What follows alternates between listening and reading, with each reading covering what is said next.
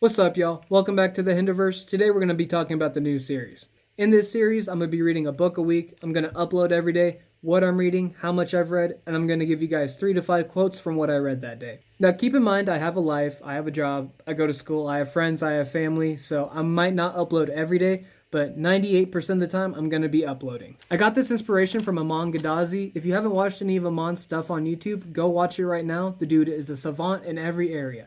Literally a savant in every area. So go watch some of his videos if you haven't.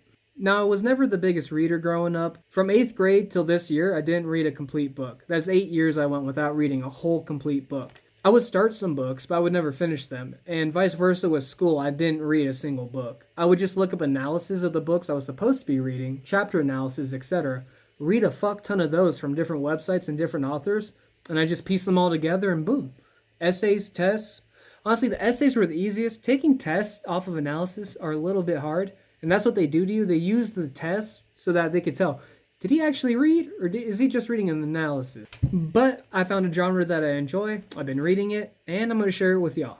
Right now, I'm currently reading Start With Why by Simon Sinek. I'm going to give you guys 3 quotes that I read today that I enjoy. The first quote is, "We trust familiarity over experience." I think this is a great quote.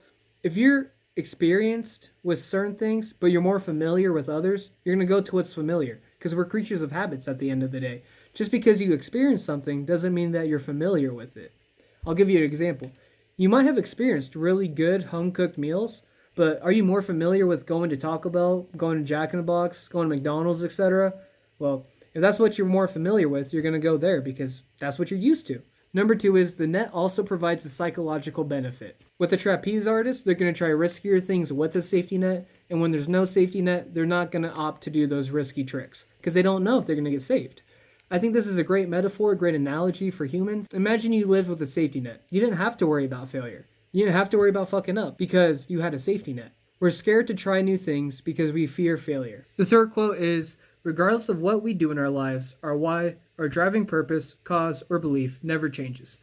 I like this quote a lot because no matter where I've been in life, what job I've had, what I'm doing, how my life is, I've always liked to make people's days. I've always liked to make someone's life better. I've always liked to add to someone's life. I've also always liked to teach and mentor and influence people. It's always what I've liked to do.